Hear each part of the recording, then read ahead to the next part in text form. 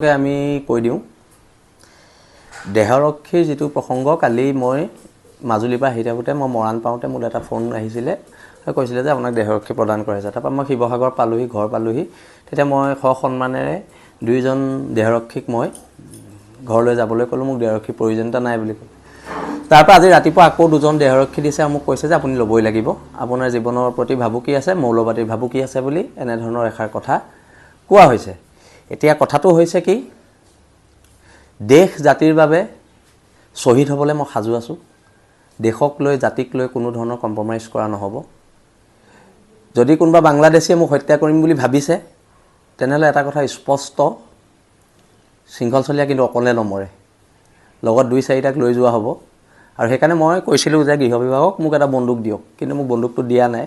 মোক এখন বন্দুকৰ লাইচেঞ্চ দিয়ক বুলি কৈছিলোঁ, সেইটো মোক দিয়া নাই।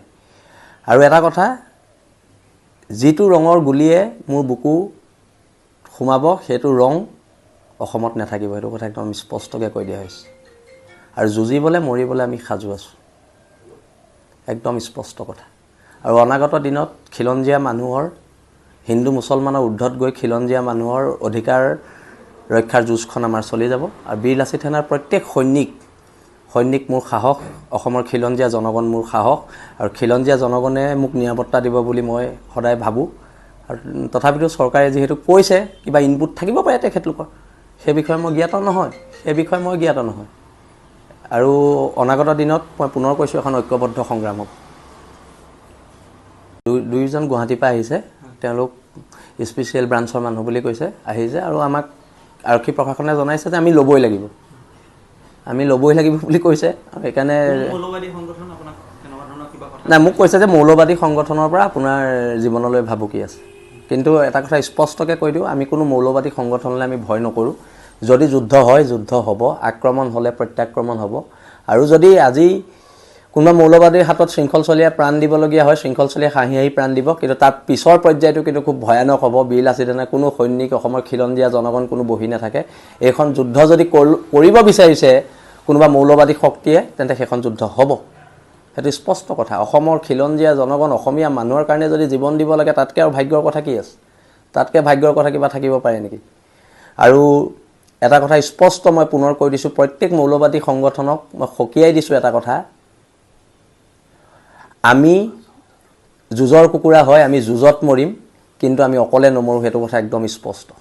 আমি কৈ দিওঁ দেহৰক্ষীৰ যিটো প্ৰসংগ কালি মই মাজুলীৰ পৰা আহি থাকোঁতে মই মৰাণ পাওঁতে মোৰ এটা ফোন আহিছিলে, কৈছিলে যে আপোনাক দেহৰক্ষী প্ৰদান কৰা হৈছে। তাৰপৰা মই শিৱসাগৰ পালোহি, ঘৰ পালোহি।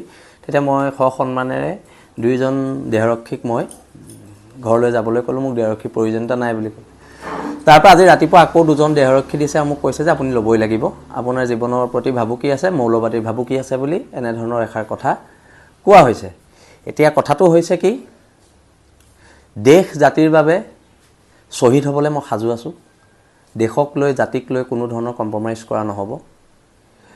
যদি কোনোবা বাংলাদেশীয়ে মোক হত্যা কৰিম বুলি ভাবিছে, তেনেহ'লে এটা কথা স্পষ্ট, শৃংখলচলীয়া কিন্তু অকলে নমৰে, লগত দুই চাৰিটাক লৈ যোৱা হ'ব। আৰু সেইকাৰণে মই কৈছিলোঁ যে গৃহ বিভাগক মোক এটা বন্দুক দিয়ক, কিন্তু মোক বন্দুকটো দিয়া নাই। মোক এখন বন্দুকৰ লাইচেঞ্চ দিয়ক বুলি কৈছিলোঁ, সেইটো মোক দিয়া নাই। আৰু এটা কথা, যিটো ৰঙৰ গুলীয়ে মোৰ বুকু সোমাব সেইটো ৰং অসমত নাথাকিব, সেইটো কথা একদম স্পষ্টকৈ কৈ দিয়া হৈছে। আৰু যুঁজিবলৈ মৰিবলৈ আমি সাজু আছোঁ, একদম স্পষ্ট কথা। আৰু অনাগত দিনত খিলঞ্জীয়া মানুহৰ, হিন্দু মুছলমানৰ ঊৰ্ধত গৈ খিলঞ্জীয়া মানুহৰ অধিকাৰ ৰক্ষাৰ যুঁজখন আমাৰ চলি যাব। আৰু বীৰ লাচিত সেনাৰ প্ৰত্যেক সৈনিক মোৰ সাহস, অসমৰ খিলঞ্জীয়া জনগণ মোৰ সাহস। আৰু খিলঞ্জীয়া জনগণে মোক নিৰাপত্তা দিব বুলি মই সদায় ভাবোঁ। আৰু তথাপিতো চৰকাৰে যিহেতু কৈছে, কিবা ইনপুট থাকিব পাৰে তেখেতলোকৰ, সেই বিষয়ে মই জ্ঞাত নহয়। আৰু অনাগত দিনত মই পুনৰ কৈছোঁ, এখন ঐক্যবদ্ধ সংগ্ৰাম হ'ব। দুইজন গুৱাহাটীৰ পৰা আহিছে, তেওঁলোক স্পেচিয়েল ব্ৰাঞ্চৰ মানুহ বুলি কৈছে, আহিছে। আৰু আমাক আৰক্ষী প্ৰশাসনে জনাইছে যে আমি ল'বই লাগিব বুলি কৈছে। আৰু সেইকাৰণে নাই, মোক কৈছে যে মৌলবাদী সংগঠনৰ পৰা আপোনাৰ জীৱনলৈ ভাবুকি আছে।